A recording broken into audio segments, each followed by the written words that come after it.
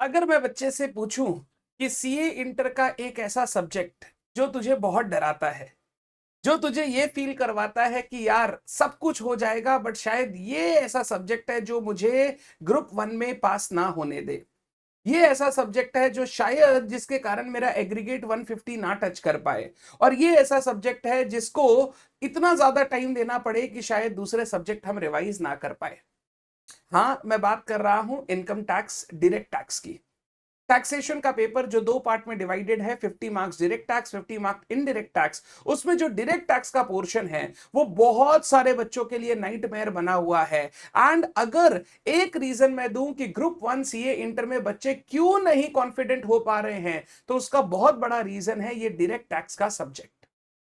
And इसका सबसे बड़ा कारण है कि जब आप क्लासेस करते हो, जब आप डायरेक्ट टैक्स को पहली बार स्टार्ट करते हो, पढ़ते हो, तो पूरे इंटरेस्ट के साथ, पूरे जोश के साथ, पूरे मन के साथ आप उसको नहीं कर पाते। Most of the students downloadable classes, live online classes या घर बैठ के पढ़ रहे हैं। एंड डायरेक्ट टैक्स का ऐसा सब्जेक्ट है जिसमें हर एक टॉपिक, दो टॉपिक के बाद शायद आपको ऐसा लगेगा कि काश टीचर मेरे सामने होता और मैं उससे ये सवाल पूछ सकता जो मेरे मन में आ रहे हैं।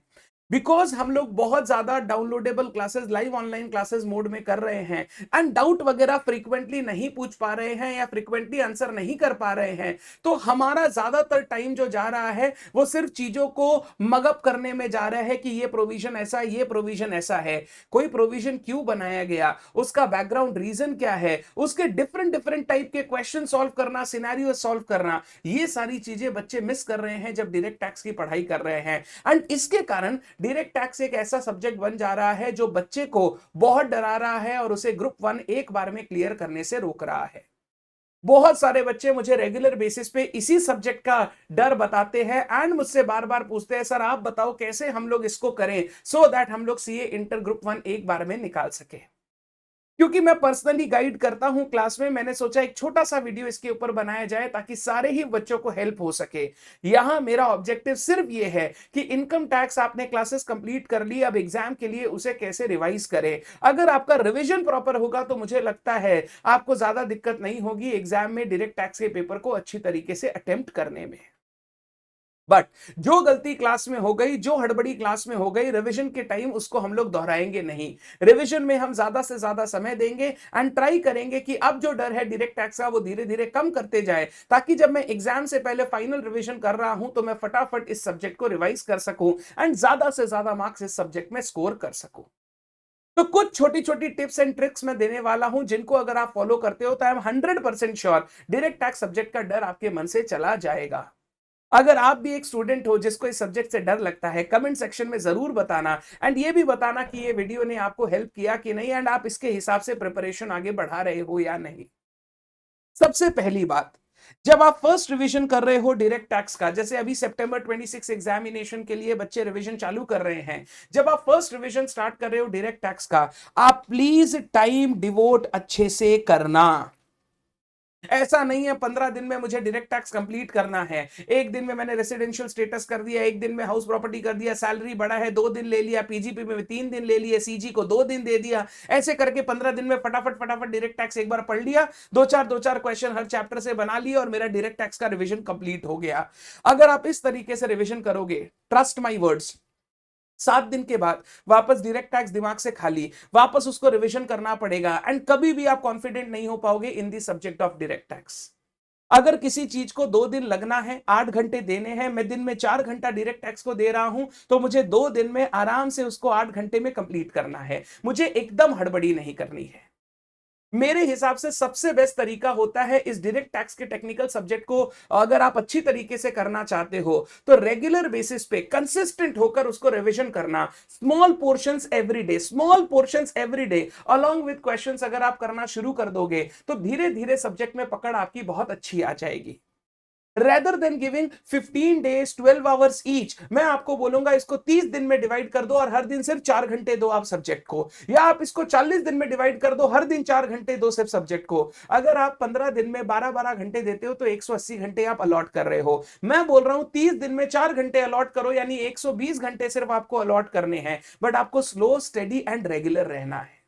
आप क्या करो, 4 घंटा इसको दे दिया, 4 घंटा एडवांस अकाउंट्स कर लिया, 4 घंटा आपने लॉ को डिवोट कर दिया। लॉ खत्म हुआ, आईडीटी शुरू कर दिया, एडवांस अकाउंट्स खत्म हुआ, कॉस्ट शुरू कर दिया, और मेरा डीटी चल रहा है क्योंकि डीटी मुझे अच्छे से पढ़ना है, मुझे हड़बड़ी में खत्म नहीं करना है।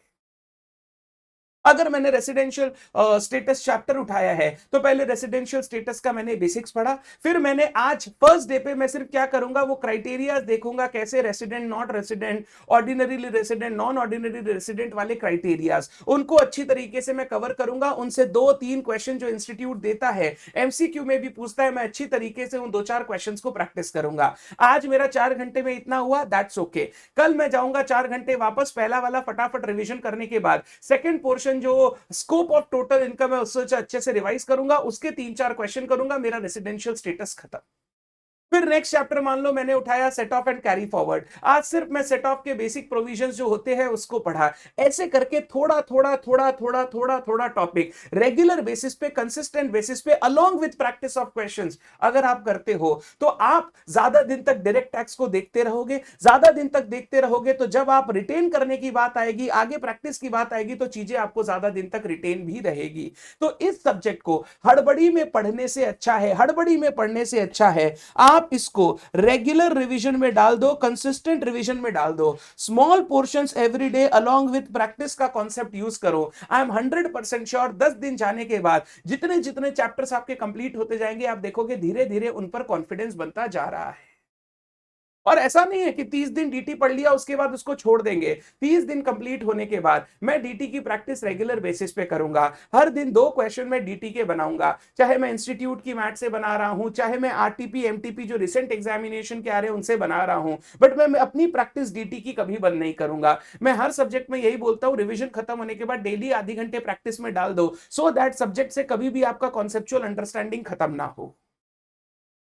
तो हम लोग रेगुलर रिवीजन करेंगे, शॉर्ट आवर्स 3 से 4 घंटे डीटी को रेगुलर बेसिस पे, उससे ज्यादा नहीं। अगर मेरे को लग रहा है 4 घंटे में 5 प्रोविजन पढ़ पा रहा हूं, उसके क्वेश्चन कर पा रहा हूं, तो बस उतना ही करना है, उससे ज्यादा करना ही नहीं है। So that over a period of time धीरे धीरे धीरे धीरे सारे कॉन्सेप्ट आपके दिमाग में चले जाए। और जब भी आप रिवीजन करोगे, ensure practice is a very important component in direct tax. अगर आप सिर्फ बार बार प्रोविजन रिवाइज कर रहे हो, प्रोविजन याद करने की कोशिश कर रहे हो, बट क्वेश्चंस में उन प्रोविजंस को अप्लाई नहीं कर रहे हो, तो एक टाइम के बाद आपको प्रोविजन सारे याद आएंगे बट उनको कैसे करना है वो याद नहीं आएगा, और क्वेश्चन जब सॉल्व करने जाओगे तो हर क्वेश्चन में आप बीच में अटकने लग जाओगे। तो प्लीज जैसे जैसे आप कॉन्सेप्ट पढ़ते जाओ, उनसे लिंक्ड आप क्वेश्चन बनाते चले जाना। सर क्वेश्चन कहां से करना चाहिए? जिस सर से भी आपने ट्यूशन लिया है उस सर की मैथ से आप क्वेश्चन कर सकते हो। अगर आपको लगता है वो क्वेश्चन मेरे एक बार हो गए और मैं जब भी खोल के देख के आ रहा हूं मेरे को सब याद आ रहा है, तो सबसे बेस्ट है इंस्टीट्यूट मैट के इलस्ट्रेशन। आपकी सर की मैट में भी वही होते हैं। इंस्टीट्यूट मैट के इलस्ट्रेशन खोलो, जितना पोर्शन आपने पढ़ा है सिर्फ उतने पोर्शन के आप क्वेश्चंस देख लो, उतना क्वेश्चन आपने कर लिया, आपका ये पोर्शन रिवाइज हो गया। नेक्स्ट दिन जो बचा हुआ पोर्शन है वो रिवाइज करूंगा और उसके बचे हुए क्वेश्चंस करूंगा। तो जब आप पहली बार रिवीजन कर रहे हो तो आइदर आप अपने टीचर की क्वेश्चन बैंक यूज कर लो, अपने टीचर की क्वेश्चन बैंक यूज कर लो, या फिर आप क्या कर लो, आप यूज कर लो आईसीएआई का स्टडी मटेरियल जो आपके टर्म के लिए एप्लीकेबल है। इन दोनों में से कोई भी चीज करते हो तो बहुत अच्छी प्रैक्टिस हो जाएगी और सिमिलर सम्स आपको एग्जाम में देखने मिलेंगे। और मैं अगर आपको एक टाइमलाइन बताऊं कि कितना पोर्शन आपको टाइम देना चाहिए रिवीजन में और कितना प्रैक्टिस में, तो डीटी के लिए आप शॉक हो जाओगे। रिवीजन आपको 35% टाइम देना है, ज्यादा टाइम आपको देना है क्वेश्चंस बनाने में। अगर मैं बात करूं रेसिडेंट है या नॉन रेसिडेंट, इसकी कंडीशंस रिवाइज करने में कितना टाइम देना चाहिए? 5 मिनट से 7 मिनट। आपने देख लिया प्राइमरी कंडीशन, सेकेंडरी कंडीशन, ये ऐसा ऐसा है, ये ऐसा ऐसा है। 5 से 7 मिनट रीड करने के बाद, 10 मिनट रीड करने के बाद एक क्वेश्चन करो और क्वेश्चन में वो सारी कंडीशंस अप्लाई करने की कोशिश करो। देखो अपने आप आपको कंडीशंस भी याद हो जाएगी और उसका एप्लीकेशन भी समझ में आ जाएगा। तो आप अगर 4 घंटा पढ़ते हो तो 4 घंटा मतलब 240 मिनट। 240 मिनट का 35% पोर्शन यानी 84 मिनट्स, 1.5 घंटे के आसपास आपको करना है रिवीजन और 2.5 घंटे आपको करनी है क्वेश्चन की प्रैक्टिस। तो मैंने 10 मिनट में पहले पढ़ी प्राइमरी सेकेंडरी कंडीशन और आधी घंटा तक मैं उसके क्वेश्चंस प्रैक्टिस करूंगा ताकि वो प्राइमरी सेकेंडरी कंडीशन पूरी अच्छी तरीके से मेरे को क्लियर हो जाए। क्या उनके एक्सेप्शंस है, क्या उनके कंडीशंस कैसे कैलकुलेट करते हैं, 182 डेज, 60 डेज, वो सारी चीजें मुझे क्लियर हो जाए। इसके लिए आपको आधी घंटा क्वेश्चंस बनाने ही पड़ेंगे। तो जितना टाइम आप दे रहे हो रिवीजन के लिए, उससे डबल टाइम आपको डिवोट करना है उनके क्वेश्चन प्रैक्टिस करने में, ताकि कॉन्सेप्ट के साथ साथ आपको उसका एप्लीकेशन भी समझ में आए और इसके बाद जब भी आप क्वेश्चन बनाओ वो क्वेश्चन आपसे बने। बच्चा क्या करता है पता है? उल्टा करता है। 65% टाइम रिवीजन को देता है, 35% टाइम प्रैक्टिस को देता है। और कुछ मेरे होनहार बच्चे तो ऐसा भी करते हैं, 100% सिर्फ प्रोविजन ही पढ़ते चला जाता है, क्वेश्चंस देखता ही नहीं है। सर प्रोविजन याद रहेगा तो एग्जाम में बना देंगे। नहीं बना पाएगा बच्चे, जब तक प्रोविजन डायरेक्ट टैक्स में अप्लाई करना नहीं सीखेगा, क्वेश्चन बनाना बहुत डिफिकल्ट है डायरेक्ट टैक्स में। और इंस्टीट्यूट जिस लेवल का पेपर बना रहा है उसमें तो कतई आपसे क्वेश्चन नहीं होगा अगर आपने पहले क्वेश्चन प्रैक्टिस नहीं किए हैं तो। ये सबसे इंपॉर्टेंट बात है, जब आप पहली बार रिवीजन कर रहे हैं तो इन बातों को फॉलो कीजिए, थोड़ा सा अपना तरीका चेंज कीजिए पढ़ने का, देखिए डायरेक्ट टैक्स में भी आपको कॉन्फिडेंस आना शुरू हो जाएगा।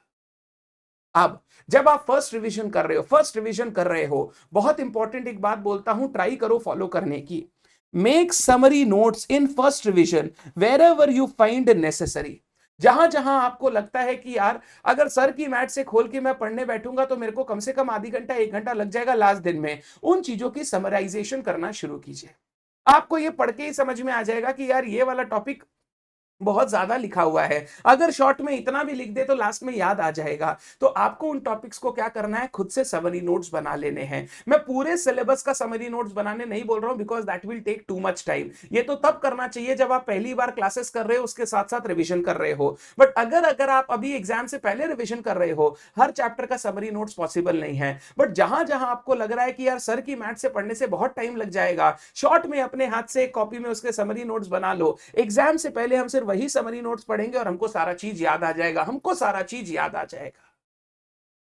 तो जहां जहां आपको लगता है आपको जरूरत है, आप प्लीज समरी नोट्स बनाइए। जितने समरी नोट्स आपके हाथ से बने हुए रहेंगे, एग्जाम से पहले रिवीजन में उतना कम टाइम लगेगा।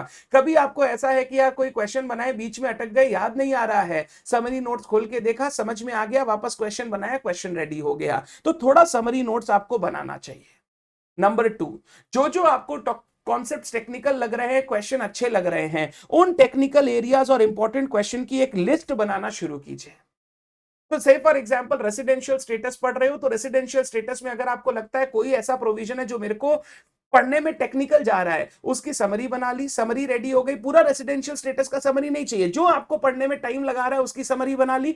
फिर उसके नीचे list of important topics, list of important question, अगर वो आप बना लेते हो फर्स्ट रीडिंग में, तो सेकंड थर्ड रीडिंग में जब आप सेकंड थर्ड रिवीजन कर रहे हो, तो पहले हम उन इंपॉर्टेंट टॉपिक्स को और जो समरी बनाई है उसको रिवाइज करेंगे, फिर नॉर्मल टॉपिक्स में जाएंगे अगर हमको लगेगा जरूरी है। नहीं तो 70% 60% चीजें पहले से याद रहती है, बस वो 30-40% टेक्निकल जो चीजें होती है उन्हीं के लिए रिवीजन में टाइम डिवोट करना पड़ता है। तो जब रेसिडेंशियल स्टेटस सेकंड टाइम पे रिवाइज करेंगे, आपको बेसिक इंट्रोडक्शन वगैरह नहीं चाहिए, आपको पता है क्या होता है रेसिडेंशियल स्टेटस, आपको सिर्फ कुछ इंपॉर्टेंट बातें पढ़नी है जो आप बार बार भूल जाते हो, उनको अगर पढ़ लिया, रिवाइज कर लिया, तो आपका रेसिडेंशियल स्टेटस का रिवीजन खत्म। अगर सेकंड टाइम आपको कोई क्वेश्चन देखने हैं तो सिर्फ वही क्वेश्चन देखो जो लिस्ट ऑफ इंपॉर्टेंट क्वेश्चन की लिस्ट में है, इतना से आपका काम हो जाएगा। अगर आप ये दो काम कर सकते हो ना, तो जो आपका सेकंड रिवीजन होगा वो सेकंड रिवीजन बहुत स्मूथ हो जाएगा। एग्जाम से पहले 1.5 दिन में अगर डायरेक्ट टैक्स में पढ़ना है तो आप आराम से पढ़ पाओगे, क्योंकि ये सब आपके पास अवेलेबल है जो आपको बताएगा कितने एक्सटेंट तक आपको रिवीजन चाहिए, कौन सी चीजों का आपको रिवीजन चाहिए और कौन सी चीजों का रिवीजन करने का दरकार नहीं है। And last but not the least, एक बार आप अपना फर्स्ट रिवीजन कंप्लीट कर लो, उसके बाद आपको अपनी प्रैक्टिस कंटिन्यू रखनी पड़ेगी। डायरेक्ट टैक्स वगैरह ऐसे सब्जेक्ट है, अगर रेगुलर एक दो क्वेश्चन बनाते रहोगे ना, कॉन्सेप्ट दिमाग में रहेंगे। अगर आप उसको 15 दिन के लिए छोड़ दोगे तो अचानक से उठाओगे तो ऐसा लगेगा डायरेक्ट टैक्स वापस याद नहीं आ रहा है। तो अगर मैंने 30 दिन में डायरेक्ट टैक्स का रिवीजन कंप्लीट किया, 31st डे से हर दिन आधी घंटे से पौना घंटा मैं डायरेक्ट टैक्स को दूंगा, और उस आधी घंटे से पौने घंटे में मैं डायरेक्ट टैक्स के 1 से 2 क्वेश्चन प्रैक्टिस करूंगा, ताकि मैं एक से डायरेक्ट टैक्स के साथ रेगुलर फैमिलियर रहूं। सर वो टोटल इनकम के क्वेश्चन एमसीक्यूज वगैरह कब करने चाहिए? अगर आप सितंबर में एग्जाम दे रहे हो तो अगस्त का पूरा महीना एक क्वेश्चन टोटल इनकम का करूंगा हाफ एन आवर, और एक एमसीक्यू केस स्टडी सॉल्व करूंगा हाफ एन आवर। 1 घंटा डीटी की प्रैक्टिस करूंगा, एक मैं टोटल इनकम का क्वेश्चन और एक एमसीक्यू का वो। वैसे ही आईडीटी में एक जीएसटी लाइबिलिटी का क्वेश्चन और एक एमसीक्यू का केस स्टडी। ऐसे करके अगर मैं 1-1 घंटे हर सब्जेक्ट की प्रैक्टिस लास्ट महीने में लगाता हूं, तो वो टेक्निकल पार्ट की प्रैक्टिस करने से एग्जाम में जब जाओगे तो वो क्वेश्चन आपसे बन जाएगा। तो पहले रिवीजन के साथ आप सर की मैट के क्वेश्चन बनाओ, अगर उससे नहीं हो रहा है तो इंस्टीट्यूट की स्टडी मटेरियल। उसके बाद प्रैक्टिस कहां से करनी है, आरटीपी एमटीपी जो रिसेंट टैक्स की आई हुई है उससे प्रैक्टिस करो, सर ने कोई एक्स्ट्रा मटेरियल दिया है उससे प्रैक्टिस करो। और फाइनल 1 मंथ में टोटल इनकम और एमसीक्यू जो है वो मैं 31 डेज में 31 questions of total income and 31 MCQ case studies देखूंगा, ताकि जब एग्जाम में जाऊं मुझे उनसे डर ना लगे। और जब भी आप प्रैक्टिस करो, ध्यान रखना एक चीज, आपकी जो जो मिस्टेक्स हो रही है उन मिस्टेक्स को आप कॉपी में लिखते चले जाओ। आप एक ही कॉपी बनाओ डायरेक्ट टैक्स की प्रैक्टिस के लिए, उसमें सबसे पहले उस चैप्टर का समरी आ जाएगा, list of important topics, list of important question आ जाएगा, और नीचे क्या आ जाएगा, लिस्ट ऑफ मिस्टेक्स। आपने ये क्वेश्चन किया था, उसमें आपने ये मिस्टेक कर दी। जैसे से फॉर एग्जाम्पल हमने 182 डेज कैलकुलेट करते समय इस डेट को इंक्लूड कर लिया था, जबकि ये छोड़ना है। शॉर्ट में लिख लो। अगर आप ये मिस्टेक्स लिखते जाओगे ना, जब भी रिवीजन करोगे खाली एक बार मिस्टेक्स देख लेना, आप देखोगे मैक्सिमम चीजें आपकी गलती होना बंद हो जाएगी और आपको पता रहेगा कि हाँ मेरे को ध्यान देना है। ये 3 चीज अगर आपकी एक कॉपी में हो गई ना, डायरेक्ट टैक्स का सेकंड रिवीजन थर्ड रिवीजन आपका बहुत फास्ट हो जाएगा। एक summary notes of technical areas, दूसरा list of important topics and list of important question, तीसरा लिस्ट ऑफ मिस्टेक्स जो मैं हर बार क्वेश्चन करते समय कर रहा हूं। तो अगर मिस्टेक्स आप देख लोगे, यार 182 डेज में ये वाला डेट मैंने गलती से इंक्लूड कर दिया, तो आपको याद रहेगा ये डेट एक्सक्लूड होगा। तो जब आप क्वेश्चन वगैरह बनाने जाओगे एग्जाम में, आपको याद रहेगा ये गलती मेरे से हुआ था, ये मेरे को नहीं करना है। तो अगर आप एक कॉपी ऐसी बना लेते हो रिवीजन करते टाइम, तो आपको बार बार चीजों को देखना नहीं पड़ेगा। आप देखोगे अपने आप आपको चीजें याद रहेंगी। आप जब कॉपी बनाओ डायरेक्ट टैक्स के लिए, हर चैप्टर के लिए 10 पेज छोड़ दो। तो रेसिडेंशियल स्टेटस के लिए मान लो 10 पेज, छोटा चैप्टर है 5 पेज छोड़ दिया। एक पेज में मेरा समरी, फिर एक पेज में list of important question topics हो गया, फिर तीसरे पेज से मेरा मिस्टेक्स आ गया। अब जितनी मिस्टेक्स है लिखते चला जाऊंगा, मेरा रेसिडेंशियल स्टेटस इतना देखने से ही हो जाएगा। एंड मेरी बात मानना, अगर आप ये करना शुरू कर दोगे, एक चैप्टर करके देखना, फिर आपको ऐसा लगेगा कि डायरेक्ट टैक्स भी अब धीरे धीरे कंट्रोल में आ रहा है। अब जो मैं पढ़ रहा हूं मुझे समझ में भी आ रहा है, रिटेन भी हो रहा है, और मेरे से गलतियां भी कम हो रही है। इसके बाद मॉक टेस्ट देना, ये सारी बातें तो नॉर्मल है जो आपको हर सब्जेक्ट के लिए करनी है, बट डायरेक्ट टैक्स स्पेसिफिक ये बातें थी जो मैं आपके साथ डिस्कस करना चाहता था। तो सबसे इंपॉर्टेंट बात, रिवीजन करते समय हड़बड़ी ना करें। एक दिन ज्यादा लगेगा चलेगा, बट इसके बाद जब रिवीजन करने बैठूं तो फटाफट हो जाना चाहिए। अभी अगर 15 की जगह 18 दिन लग गया चलेगा, बाद में जब टाइम ही 2 दिन रहेगा तो मैं कैसे टाइम डिवोट करूंगा। तो अभी अच्छे से रिवीजन करूंगा ताकि बाद का रिवीजन 1.5-2 दिन में, 1 दिन में आराम से कंप्लीट हो सके। एंड जितना दूर रहोगे रिवीजन वीडियो से उतना बेटर है। बार बार रिवीजन वीडियो की देखने की अगर आदत डाल लोगे तो क्या होगा, रिवीजन वीडियो जब तक देखोगे सब चीजें याद रहेगी। जैसे ही रिवीजन वीडियो से आंखें हटी, सारी चीज वापस भूल जाओगे, फिर वापस याद करने के लिए रिवीजन वीडियो देखना पड़ेगा। रिवीजन वीडियो को भी प्रॉपर्ली देखने का एक तरीका होता है। एक पोर्शन ऑफ रिवीजन वीडियो देखा, उसको अपने हिसाब से रिवाइज किया, उसके 4 क्वेश्चन बनाए, फिर रिवीजन वीडियो के सेकंड पार्ट में गया। अपने कैसे देखते हैं, पूरा रिवीजन वीडियो देख लेते हैं, लगता है रेसिडेंशियल स्टेटस हो गया है, चलो 3 क्वेश्चन बना लेते हैं, नेक्स्ट चैप्टर में चलते हैं। तो रिवीजन वीडियो का तरीका होता है, आधी घंटे का वीडियो देखा, आधी घंटे में जो कंटेंट सर ने पढ़ाया वो मैंने आधी घंटे में रिवाइज किया, उसके क्वेश्चन बनाए, फिर मैं नेक्स्ट आधी घंटे में मूव किया। बट इतना पेशेंस हमारे पास क्या है, हम तो शॉर्टकट वे लेने के लिए रिवीजन वीडियो में आए हैं, तो आपका वो शॉर्टकट बहुत आपके लिए हानिकारक हो जाता है। स्लो पॉइजन है जी, स्लो पॉइजन, धीरे धीरे मारता है, पता भी नहीं चलता है। तो अगर आप डायरेक्ट टैक्स को इस तरीके से अप्रोच करते हैं, I think you will be able to crack this paper well. Done. अगर आपको ये वीडियो लगा कि आपको हेल्प कर सकता है, जरूर लाइक करना, दोस्तों को शेयर करना, सो दैट सबको हेल्प हो सके, सो दैट हम लोग सितंबर 26 एग्जाम्स एक बार में क्लियर कर सके। कमेंट में लिखना सितंबर 26 हम क्लियर करेंगे, एंड 100% आपको देखना मैनिफेस्टेशन का फायदा मिलेगा। Thank you so much everyone, see you soon, bye bye.